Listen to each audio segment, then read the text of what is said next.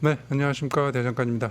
오늘은 전기회로 점검, 접촉 저항, 선간 저항, 전압 강화, 이런 거에 대해서 얘기를 해보겠습니다.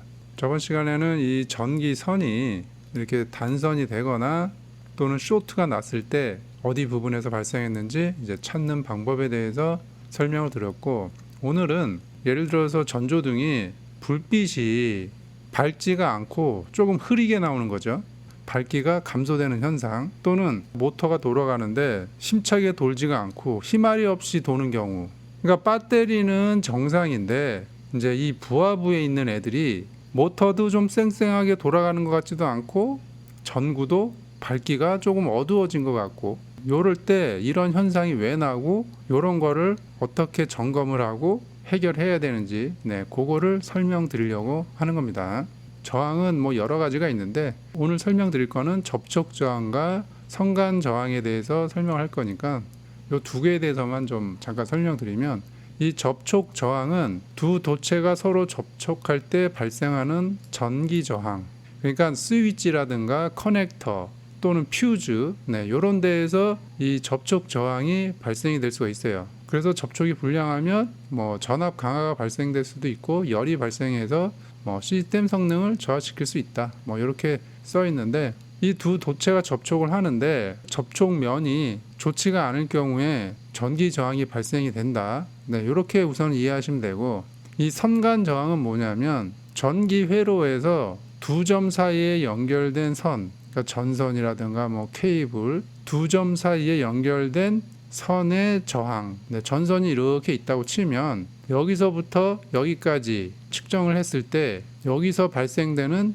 저항, 그 원래는 제로가 나와야 되는데 전선이 열을 먹거나 상태가 안 좋거나 이러면은 이 선 자체에서 저항이 발생을 해요. 그거를 선간 저항이다, 이렇게 이제 이해하시면 됩니다. 그리고 이제 또 저항에는 이 절연 저항도 있는데 지금은 이 접촉 저항과 선간 저항에 대해서만 다루니까 절연 저항은 이제 나중에 순서가 되면 그때 또 이제 다루겠습니다. 그래서 오늘은 접촉 저항과 선간 저항만 이해하시면 됩니다. 회로를 잠깐 설명을 드리면 배터리가 12V, 여기에 퓨즈가 있고 스위치가 있고, 자, 요거는 커넥터입니다. 커넥터, 그리고 요거는 부하, 전구가 될 수도 있고 모터가 될 수도 있고, 그래서 이제 접지에 이렇게 연결이 됐는데 회로가 정상적일 경우에 이 부하에 걸리는 저항은 7.25ohm이고 전류는 1.6A가 흐른다. 요거는 이제 저번 시간에 배웠기 때문에 이제 아시죠? 그래서 디지털 멀티미터로 부하 앞에 측정을 하게 되면 오프 시에는 0V, 스위치를 닫으면 몇 볼트? 12V가 나와야 정상이죠.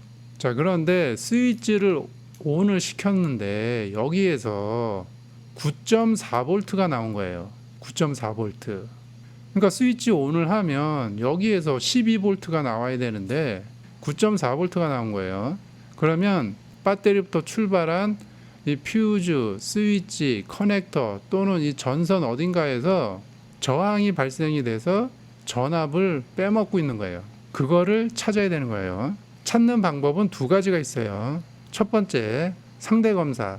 상대 검사는 디지털 미터를 접지에 연결하고 이 플러스 프로브를 의심되는 곳에 이렇게 찍어서 전압을 측정을 하는 거예요. 물론 여기 스위치는 온을 한 상태에서 전압을 측정을 하는 거죠. 그러니까 멀티미터를 마이너스 프로브는 접지를 하고 플러스에 있는 프로브를 옮기면서 이렇게 측정하는 거, 요게 상대 검사인데 요게 단점이 뭐냐면 부위별로 정확하게 어디서 저항이 발생이 됐는지 정확도가 조금 떨어져요.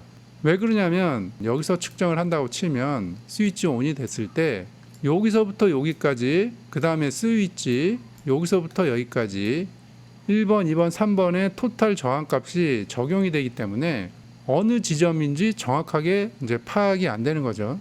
그리고 또 하나는 여기 마이너스 부분이 이 접지에서도 저항이 발생이 될 수가 있어요. 이 접지에도 접지 저항이 발생될 수 있기 때문에 이 접촉 저항, 선간 저항을 측정할 때는 상대 검사보다는 절대 검사를 하는 게 좋아요. 이 절대 검사는 뭐냐면 이 멀티미터를 직접 의심되는 부위에 찍는 거예요. 요게 디지털 멀티미터고 플러스 프로브를 퓨즈 앞부분, 그 다음에 마이너스를 퓨즈 뒷부분. 여기는 당연히 스위치 온을 합니다. 스위치 온을 하고 퓨즈의 전압값을 측정을 하는 거예요.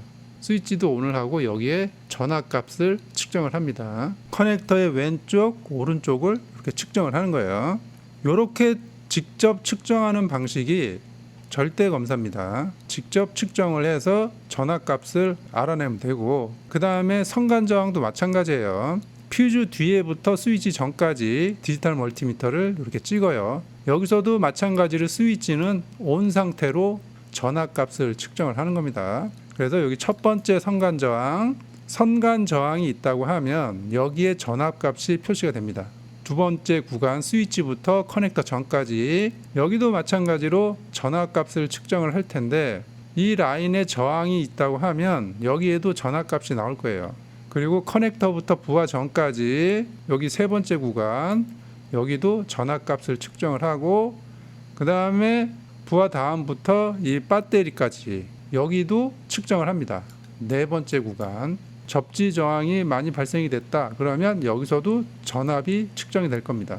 이렇게 해서 접촉 저항과 선간 저항의 절대 검사를 진행을 하고, 자 이제 가상의 결과값이 나왔어요.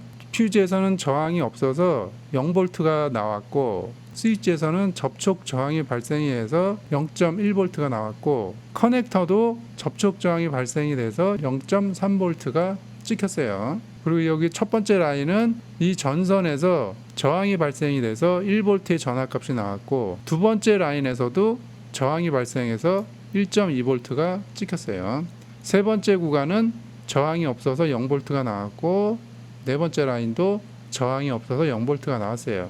그러니까 지금 전체 이 합을 보면 0.1, 0.3은 접촉 저항에서 발생한 전압값이고, 1V와 1.2V는 선간 저항에서 발생한 전압값이에요. 그래서 이걸 다 합치면 2.6V가 되는 겁니다. 부하 전에 디지털 미터로 측정을 했을 때 스위치 온이 되면 정상적으로 여기는 12V가 나와야 되는데, 아까 9.4V가 나왔잖아요. 여기서 9.4V가 나왔기 때문에 2.6V가 비잖아요. 그 빈 2.6V를 찾기 위해서 이 작업을 한 겁니다. 여기에서 발생된 2.6V와 여기 9.4V를 합치면 12V가 나오죠. 1V, 0.1V, 1.2V, 0.3V 지나면서 전압 강화가 일어난 거예요. 이 접촉 저항은 회사마다 허용 범위가 조금씩 달라요.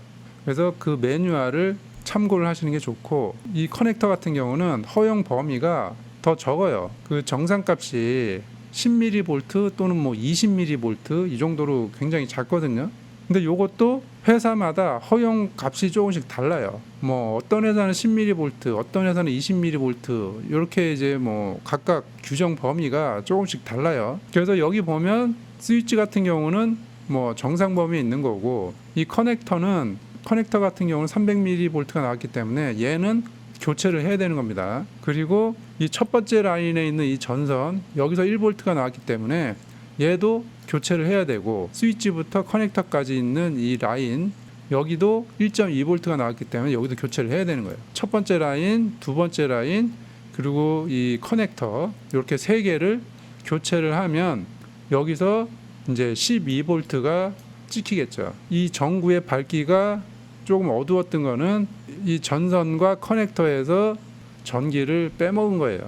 그래서 이 전구가 또는 모터가 약하게 돌아간다. 이렇게 이제 이해하시면 되는 겁니다.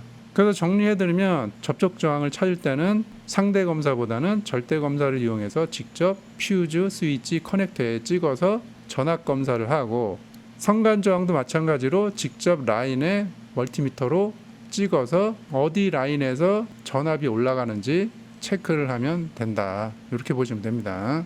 전기 회로에서 발생할 수 있는 여러 가지 문제점, 이런 거를 간단하게 알아봤는데, 지금까지 설명드린 단선 단락, 접촉 저항, 선간 저항, 전압 강화 검사 요거만 알고 있어도 전기 회로 내에서 발생하는 대부분의 문제점들은 해결이 가능할 겁니다. 다음 시간부터는 이제 회로 밖에 있는 애들을 하나씩 다뤄보겠습니다. 오늘은 여기까지 하겠습니다.